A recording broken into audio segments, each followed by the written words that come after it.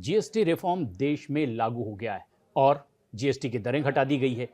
ऐसे में इसे अब नाम दिया गया है नेक्स्ट जनरेशन जीएसटी रिफॉर्म।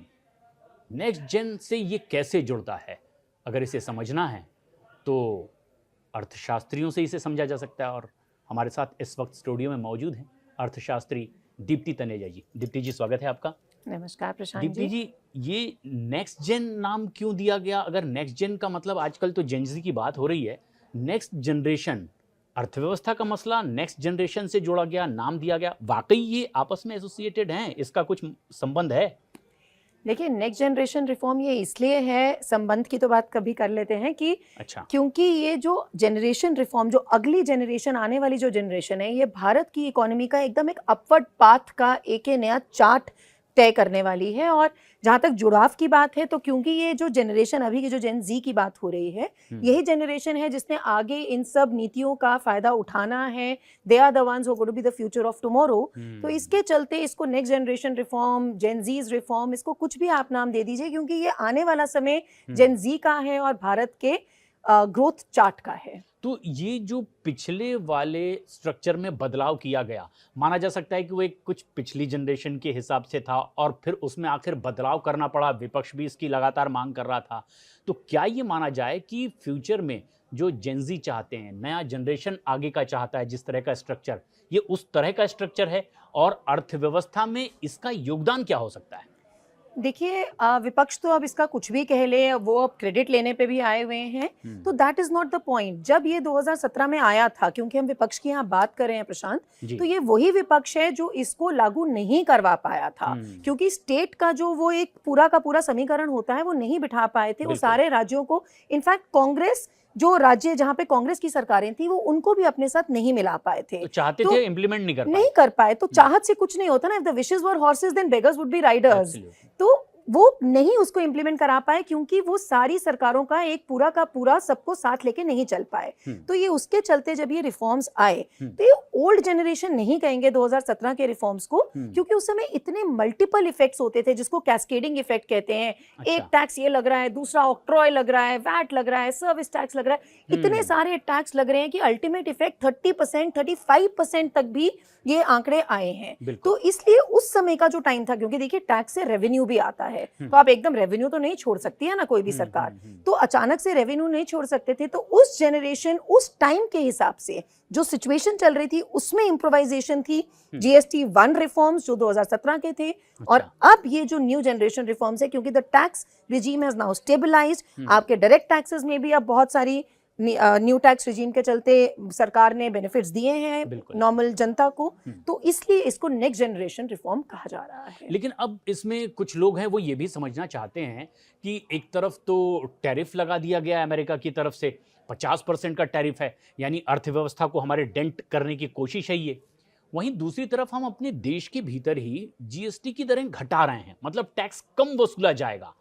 तो ये कैसे हमारी अर्थव्यवस्था को और मजबूत करने वाला कदम हो सकता है? अगर सामान्य तौर पर देखें तो इसे अर्थशास्त्र की भाषा में से सामान्य भाषा में समझना चाहेंगे। बिल्कुल प्रशांत, देखिए, जो टैरिफ की जहां तक बात हुई, टैरिफ से जो इम्पैक्ट पड़ेगा, ये भारत की अपनी रेटिंग्स नहीं है, भारत के अपने डेटा नहीं है केवल, ये डेटा है आईएमएफ का, ये है डेटा एसएनपी ग्लोबल का, ये है फिच का। ये सारे डेटा कहते हैं कि ग्रोथ पे इम्पैक्ट 0.2 से 0.5% के बीच में पड़ेगा, नेगेटिव इम्पैक्ट जो टैरिफ्स का है। लेकिन जो आप यहाँ बात कर रहे हो कि टैक्स की दरें घटाई हैं, देखिए दरें होती हैं और बेस होता है। बहुत सरल भाषा में बता रही हूँ, इसको टैक्स बेस कहते हैं। जब टैक्स बेस बढ़ता है, क्योंकि टैक्स की चोरी कम होती है, टैक्स की इवेजन, अब डिजिटलाइजेशन का जमाना आ चुका है, पूरा का पूरा ये जो टैक्स चलता है, जो जीएसटी है, ये ऑनलाइन चलता है अब। तो टैक्स इवेजन का बहुत कम स्कोप रहता है किसी को भी, और जो होना भी नहीं चाहिए। खुशी खुशी बंदे को अपना टैक्स देना चाहिए, क्योंकि वो दरें इतनी कम है। तो उसके चलते जब टैक्स बेस बढ़ता है, तो ओवरऑल रेवेन्यू इकोनॉमी का बढ़ता है। अब ये देखो, आने वाला समय बताएगा प्रशांत, लेकिन अभी जो ये जितने भी इकोनॉमिक थिंक टैंक्स और डेटाबेस ये बात कर रहे हैं, वो कह रहे हैं कि the economic revenue is rather going to increase, ये बढ़ेगा, बिकॉज बेस बढ़ेगा। उसका कारण है बेस बढ़ने के लिए। तो क्या इसका मकसद ये है कि अगर टैक्स कम होगा तो लोग उत्साहित होंगे और ज़्यादा अर्थव्यवस्था को गति मिलेगी? और क्या इसीलिए अब इसे भी जनता समझना चाहती है कि ये बचत उत्सव का नाम क्यों दिया गया? क्योंकि अभी तो ये नवरात्र उत्सव चल रहा है, लेकिन सरकार इसे बचत उत्सव कह रही है। तो ये बचत होगी किसकी? ये किसकी जेब में जाएगा दरअसल पैसा? ये इससे फायदा दरअसल किसको होने वाला है? इससे फायदा आम आदमी को होने वाला है, हर एक बंदे को होने वाला है, आप जैसे मेरे जैसे सबको होने वाला है, गरीब तबके को होने वाला है, न्यू मिडिल क्लास जो माननीय प्रधानमंत्री जी ने बात करी उनको होने वाला है, अमीर को होने वाला है। तो सिन गुड्स को छोड़ के जो ऐसे गुड्स हैं जो लग्जरी गुड्स हैं, सिन गुड्स हैं जो हम भी मानते हैं, आप भी मानते हो कि नहीं कंज्यूम करने चाहिए, उसके अलावा हर एक आदमी को इसका फायदा होगा, हर जन जन को फायदा होगा और घर में फायदा होगा। और अगर हम मंथली बजट की बात करें, क्योंकि घी, ब्रेड, मक्खन, टूथपेस्ट, टूथब्रश, हर चीज पे तो टैक्स की दरें या तो 0 हो गई हैं या 5 हो गई हैं। तो सब पे छोटा छोटा छोटा इंपैक्ट करके महीने का 5 से 10 हजार एक न्यू मिडिल क्लास आदमी को, उसके हाउस होल्ड को इंपैक्ट पड़ेगा। ये आम भारतीय भी अब दीप्ति जी ये समझना चाहता है कि ठीक है, कुछ टैक्स कम किया गया है, जो चीज़ 10.5 रुपए की मिलती थी शायद अब वो 10 रुपए की मिलने लगेगी, तो इस 25 पैसे से, 50 पैसे से, 1 रुपए से इतना क्या ऐसी मजबूती अर्थव्यवस्था को मिल जाती है? ये समीकरण समझाने की कोशिश कीजिए। देखो प्रशांत, अगर पूरे महीने में वो केवल एक ही वस्तु आप कंज्यूम कर रहे हो 25 पैसे के इम्पैक्ट वाली, तो समझ में आता है कि 25 पैसे से क्या ही होगा। लेकिन जैसे मैंने अभी कहा कि पूरे हाउस होल्ड का बजट 5 से 10 हजार के बीच में इम्पैक्ट पड़ेगा। तो ऐसी 25 पैसे, 1 रुपया, 2 रुपया, 5 रुपए, 10 रुपए, ये तो रोजमर्रा की चीजें हैं ना, नमक है, ये सब सबने खरीदनी ही है, देयर इज नो चॉइस। तो एक एक कर करके रोज में इतना ये कंजम्पशन होता है, तो महीने का जो बजट है वो हर हाउस होल्ड का जब इतना बढ़ेगा तो ऑब्वियसली इसका पूरी इकोनॉमी पे कंजम्पशन जो पैटर्न है वो बढ़ेगा। आप अपनी डोमेस्टिक डिमांड बढ़ा रहे हो, 140 करोड़ की आपकी जनता है, आप उसको, तभी माननीय मोदी जी ने इसका आह्वान किया, जनता को कहा कि भैया आप अपना स्वदेशी खरीदिए, आत्मनिर्भरता की तरफ जाइए, स्वदेशी से समृद्धि का नारा उन्होंने दिया। मतलब ये कि हम टैक्स कम करके एक तरह से प्रोत्साहित कर रहे हैं उपभोक्ताओं को कि अब आपको ये कम दरों पर चीजें मिलेगी, आप ज्यादा से ज्यादा सामान खरीदिए, और जब वो बिक्री, खरीदी बढ़ने लगेगी तो अर्थव्यवस्था को एक बल मिलेगा। क्या ये वैसा कुछ फॉर्मूला है? बिल्कुल जी। देखिए, अभी पहले न्यू टैक्स रिजीम आई, तो वहां आपने लोगों के हाथ में परचेजिंग पावर बढ़ा दी, आपने लोगों के हाथ में जब टैक्स दरें कम करी, जब आपने न्यू टैक्स रिजीम को लाए और आपने बहुत 12.5 लाख तक की तो अपने इनकम को एग्जेम्प्ट कर दिया, तो आपने लोगों के हाथ में पैसा दिया। बिल्कुल, ये हो गया आपका डायरेक्ट टैक्स का बेनिफिट। अब आपने इनडायरेक्ट टैक्स पे, जिसपे खर्च होना है वो पैसा, वहां वो भी कम कर दिया, तो ये डबल बोनांजा हुआ। तो जब कंजम्पशन, आपके पास पैसा भी है, सामने वाली चीज भी सस्ती है, तो ऑब्वियसली आप कंजम्पशन करोगे। कंजम्पशन का डायरेक्ट इंपैक्ट पड़ता है कि प्रोडक्शन इससे बढ़ेगी, क्योंकि सारी कंपनीज, एमएसएमईज को जो आह्वान किया उन्होंने वो इसीलिए किया कि आप अपना क्वालिटी भी बढ़ाइए, केवल क्वांटिटी नहीं, क्वालिटी भी बढ़ाइए, कि हर तरीके से आप सारे पैरामीटर्स पे खरे उतरें। ये प्रधानमंत्री जी ने इसका एमएसएमईज को आह्वान किया। तो जब प्रोडक्शन बढ़ेगी, प्रोडक्शन बढ़ती है तो ऑब्वियसली एम्प्लॉयमेंट बढ़ती है, फिर जब इन्वेस्टमेंट होगी तो ये पूरा का पूरा एक चक्र चलता है जिसको हम वर्चुअस सर्कल कहते हैं। जैसे आपने विशियस सर्कल ऑफ पॉवर्टी सुना होगा, ये वर्चुअस सर्कल ऑफ प्रोस्पेरिटी है, जो हर कोई भी, जब भी कोई देश जब ग्रोथ रेट में आगे बढ़ता है तो हर कंट्री उस वर्चुअस सर्कल ऑफ प्रोस्पेरिटी के थ्रू निकलती है, जो अब हमारा देश भी इस विजन के थ्रू आगे उस पाथ पर अग्रसर हो चुका है। तो ये अर्थव्यवस्था को किस तरीके से मजबूती देगा, उसके लिए एक रणनीति बनाई गई है कि जीएसटी कम किया जाए, लेकिन इससे कैसे अर्थव्यवस्था बढ़ सकती है। लेकिन एक और बड़ा अंतर्राष्ट्रीय मुद्दा इस समय चर्चा का विषय बना हुआ है, वो है H1B वीजा पॉलिसी।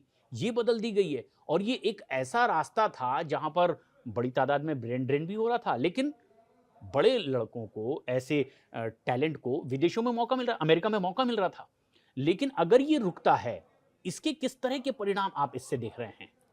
देखो, इसके भी मैं 2 पहलू देखूंगी प्रशांत। एक तो मैं इसको मानती हूँ कि अमेरिका ने सेल्फ गोल कर लिया है, क्योंकि अमेरिका की पूरी सर्विस इंडस्ट्री, आप सत्य नडेला, सुंदर पिचई, जो इम्यूनोथेरेपी में वरदराजन डॉक्टर हों, लॉयर्स हों, उनकी ऑलमोस्ट पूरी इकोनॉमी वो चल रही है भारतीयों के दम पे। 5 to 6% टैक्स कंट्रीब्यूट करते हैं ये भारतीय वहां पे।